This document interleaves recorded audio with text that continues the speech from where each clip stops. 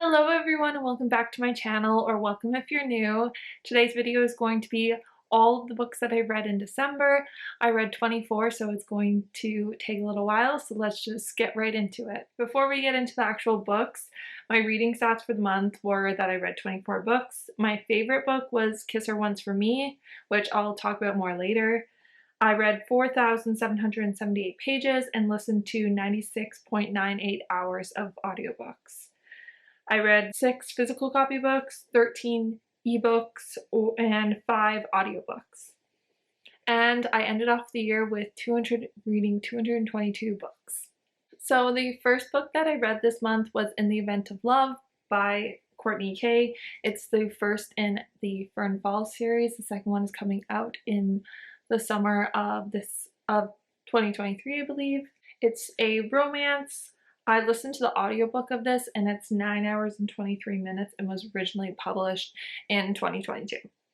So this had everything that I love about stereotypical cheesy festive holiday movies, but it was sapphic, which was great. It was cheesy and sometimes over the top, but I honestly really liked it. This is exactly what I look for when I'm looking for like a cheesy holiday romance. It was definitely predictable, especially with the third act breakup. So I wouldn't say it's super unique, but it was super cute, fluffy, and heartwarming. It was just a fun time that will make you feel all warm and fuzzy, and it's a great holiday read. I gave it 4.25 stars. The next book that I read was Faking Under the Mistletoe by Ashley Shepherd. If you see me looking down, by the way, I've got all my reviews right here, so I'm just taking a look at it. Sorry, so the second book I read was Faking Under the Mistletoe by Ashley Shepherd. It's on Kindle Unlimited, it's a romance. It's 327 pages and was originally published in 2019. This was a book club pick, so make sure you go watch that reading vlog if you want my full thoughts on it. But some of the tropes in this book are workplace romance, fake dating, and grumpy sunshine. I really loved it. 4.75 stars. The next book that I read was Court by Tracy Wolff. This is the 4th book in the Crave series. This is a fantasy book. It's 704 pages and was originally published in 2022. This has become a comfort series for me. I will always love the books, but this one just didn't live up to the hype of the other books. And I honestly just think it was a timing thing for me. I just was not in the mood to be reading a long fantasy book at the time. All I wanted to read was really short, quick, cute holiday novellas. So I'm not really sure why I picked this up, but I think it was a timing thing is part of the reason why I didn't love it as much. So I'm still really looking forward to the 5th book in the series. I gave this one 3.75 stars. A little visitor helping me record. He's so cute. The next book I read was A Breath of Snow and Ashes by Diana Gabaldon. This is the 6th book in the Outlander series. It's a fantasy book. It's 57 hours and 18 minutes long, the audiobook of it, and it was originally published in 2005. So I think I had the same problem with this book as I did with Court. I was actually reading them both at the same time.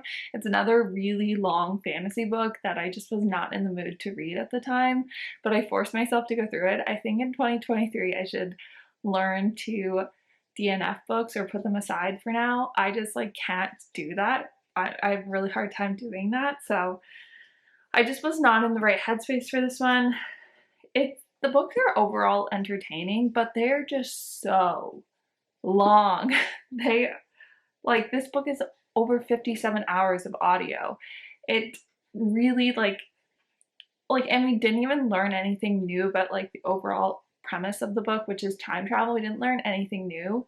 So I just think that it could really use with an edit where it's half the size of these books.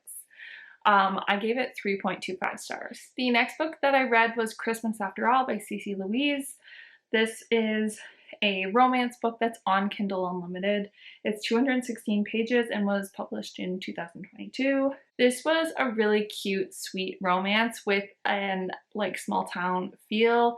You'll see that a lot of Christmas books are small town, and I really enjoy that, or at least all the ones that I typically read are small town romances. I would definitely say It felt like moderately Christmassy, but it was definitely enough still that it scratched that holiday romance itch. I really enjoyed it. The only complaint I had with it was that it was sometimes confusing because it was a past and present, and it was kind of sometimes confusing as because you weren't entirely sure whether they were talking about the past or the present at the time. Overall, I liked it a lot though, and I give it 4 stars. The next book I read was The Naughty, the Nice, and the Nanny by Will and Ash. This is the first in the Holiday Brothers series. It is a romance that's on Kindle Unlimited and is free on Audible with a membership. It's 165 pages and was published in 2021. This was such a cute and fluffy novella. It didn't feel super Christmassy except for the fact that it took place around Christmas time. And that could be a good thing or bad thing depending on the person. But for me, I like when, if it's going to be a holiday romance, I want it to shove Christmas in my face. So I was a little disappointed by that, but I was pleasantly surprised because it provided a lot of depth of character for a novella, and the story was just adorable. I really liked it. I give it 4.25 stars. The next book I read was Elves with Benefits by Jana Aston. This is the 4th book in the Reindeer Falls series. It is a romance on Kindle Unlimited. It's 109 pages and was published in 2021. I really enjoyed the first half of this book. It's the second half of the book that kind of went downhill for me. The first half was like light, playful, there was tension. It was really good. But halfway through, they went from bickering to all of a sudden a couple. Like it was like it was like night and day. It was a really big change. And I think the whole series actually has this problem where it's really good at the beginning, but then wraps up really quick. They all could use, I think, like 20 to 30 more pages, honestly. I gave that one 3.25 stars. The next book I read was One Night with a Nutcracker, which is the 5th book in the Reindeer Falls series by Jana Aston. Again, it's a romance on Kindle Unlimited. It's 95 pages and was published in 2021. This book was a lot of fun. It was probably my favorite of the series. Sutton and her goats were just so cute and so much fun to read about. Like, they were the star of the show, but I did still really like the romance between Sutton and Jake.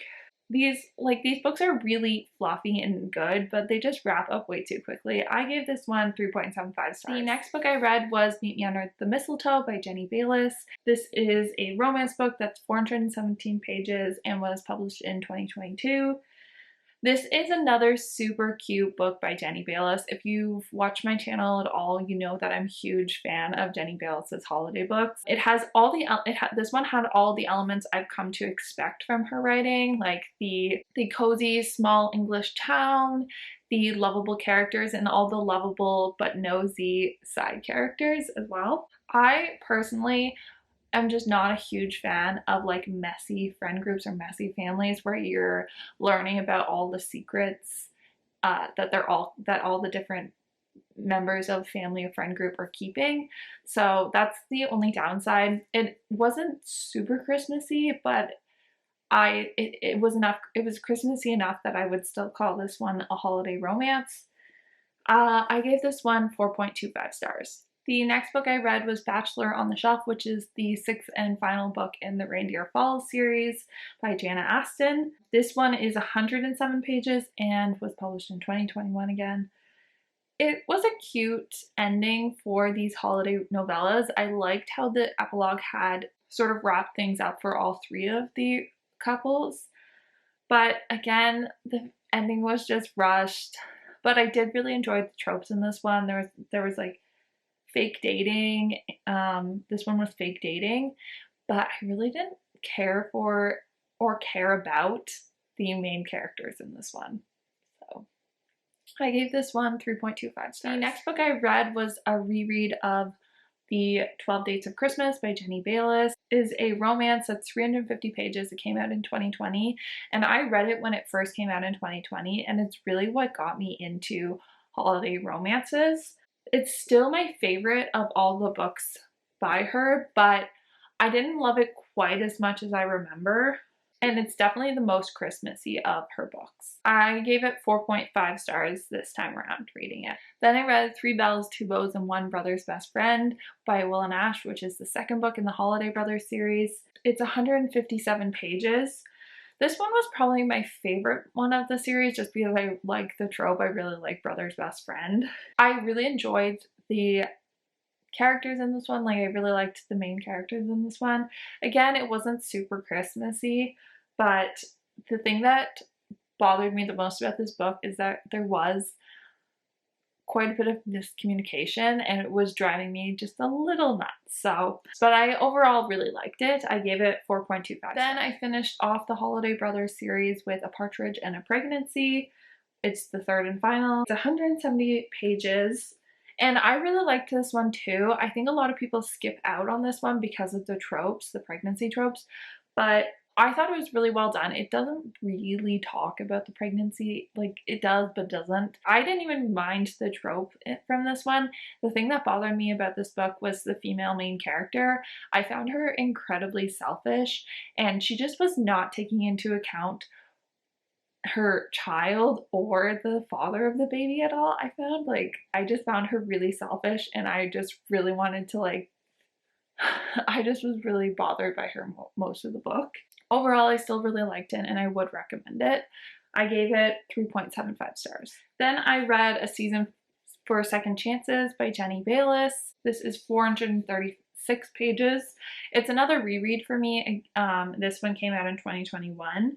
And I, again, don't think I loved it quite as much as I remember, but I still really liked it. I think this is the least Christmassy of the books by Jenny Bayliss, and I think that you need to know that going into it, that it's not super Christmassy, because I think if you're expecting Christmas romance going into this, you're going to be disappointed.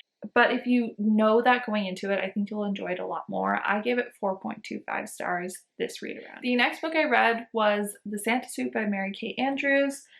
This is a romance book. It's 224 pages long, so it's like novella length. It's published in 2021. This book felt like I was reading a Hallmark movie, like a Hallmark Christmas movie.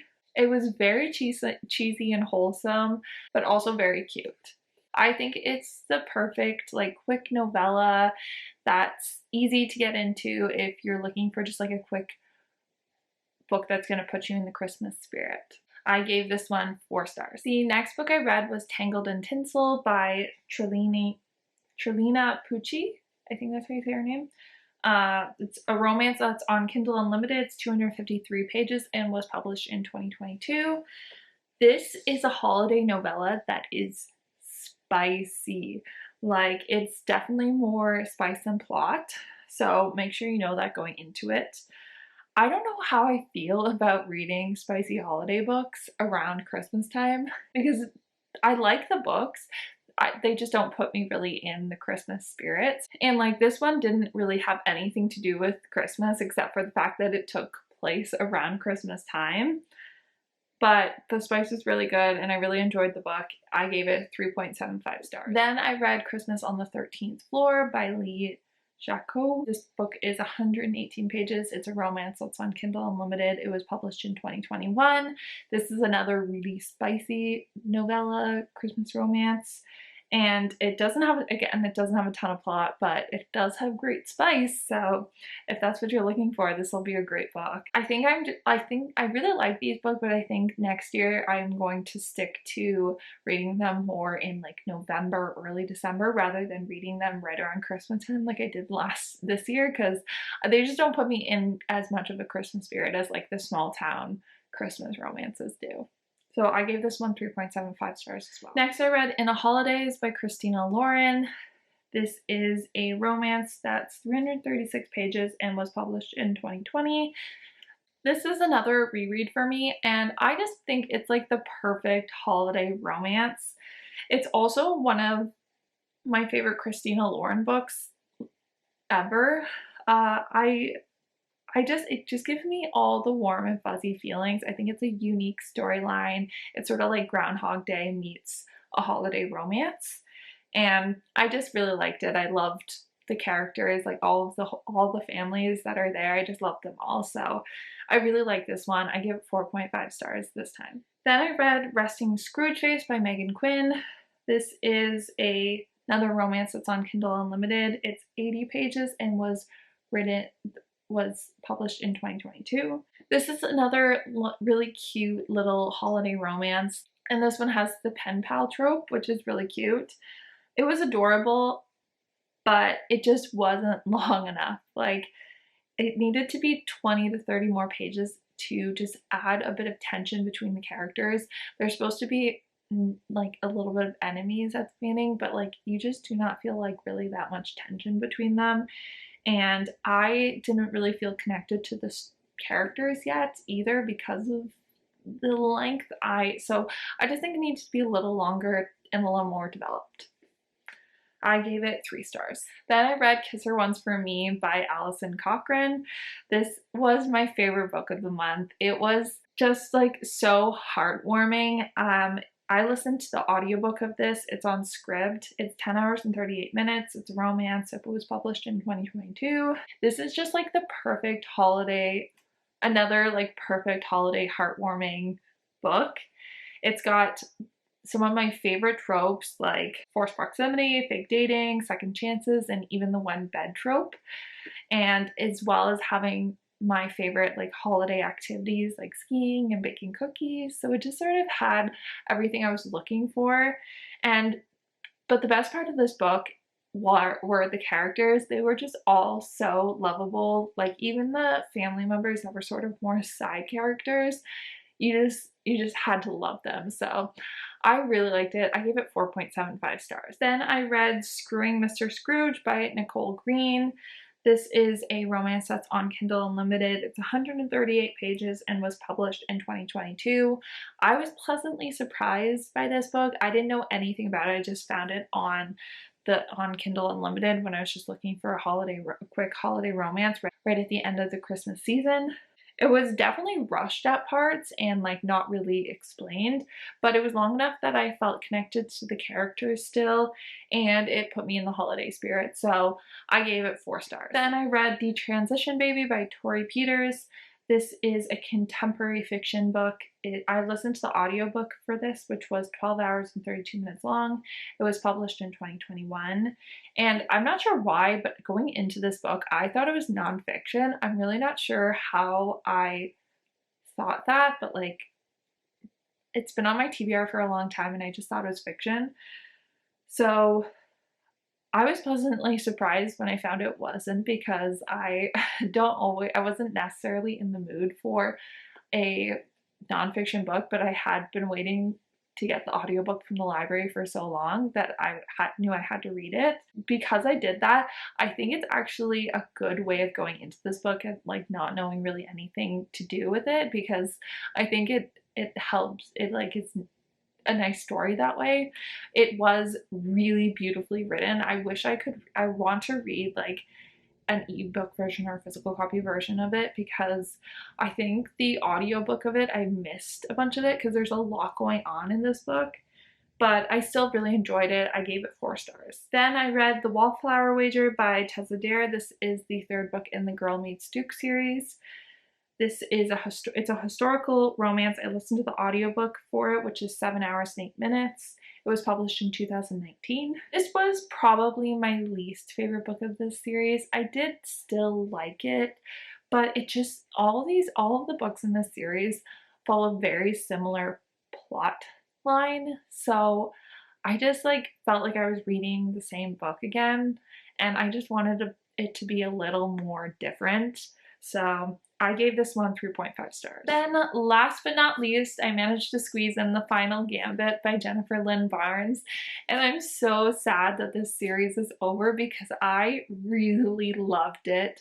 I loved the characters, I love the mystery, I love all the riddles and clues and stuff. Like, it's so much fun, these books. I also thought it was a really good conclusion to the series, but I know that Jennifer Lynn Barnes did announce that there was going to be an Hawthorne Brothers book, so I'm not really sure how it's going to fit into this series, but I'm really excited that I don't have to fully leave these characters behind. And I just like really liked the whole trilogy. I would highly recommend it. If I had read this book earlier, like if I had read this book a little earlier in the year, I think I would have included it in my top 10. Maybe not, but like it was close. I gave this one 4.5 stars. And that's the end of this video. I hope you guys enjoyed. Let me know what your favorite book that you read in December was. Give it a thumbs up, subscribe if you're not already, and I will see you in my next video. Bye guys.